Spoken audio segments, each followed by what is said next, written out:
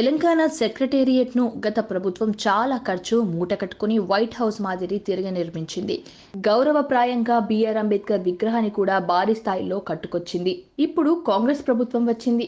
వారి పనితనం చూపిస్తూ నెహ్రూ మనవడైన రాజీవ్ గాంధీ విగ్రహం కట్టే యోచనలో ఉన్న సీఎం రేవంత్ రెడ్డి మాట మీడియా ముందు పెట్టారు. ఢిల్లీ పార్టీ డెసిషన్ కు బీఆర్ఎస్ లీడర్ కేటీఆర్ భిన్నంగా స్పందించారు. వారు తెచ్చిన తెలంగాణ రాష్ట్ర స్వాతంత్రాన్ని తిరిగి ఢిల్లీ పెద్దల ముందు పెట్టేది లేదని వాపోయారు. రాజీవ్ గాంధీ విగ్రహం గనుక ఏర్పడితే కూల్చక తప్పదని హెచ్చరించారు. ప్రతిపక్ష హోదా కూడా లేని పార్టీ లీడర్ మాటలు విన్న సీఎం రేవంత్ రెడ్డి చవట, దద్దమ్మ, సన్నాసి మాటలు కలుపుకొని మరీ ఘాటుగా తిరిగి సమాధానమిచ్చారు. దేశ స్వతంత్రాన్ని తెచ్చిన కుటుంబాన్ని తక్కువ చేసి మాట్లాడితే మర్యాదగా ఉండదు. రాజీవ్ గాంధీ విగ్రహం ఉడితే ఖబర్దార్ అని బలంగా హెచ్చరించారు.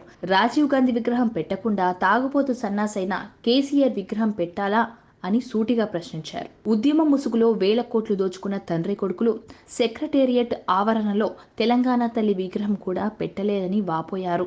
అందుకే కాంగ్రెస్ ప్రభుత్వం ఖచ్చితంగా తెలంగాణ తల్లి విగ్రహాన్ని సెక్రటేరియట్ లోపల పెట్టబోతోందని అన్నారు. సబ్స్క్రైబ్ చేయండి. Please do subscribe to. Please like, share and subscribe to top Telugu TV. Top Telugu TV.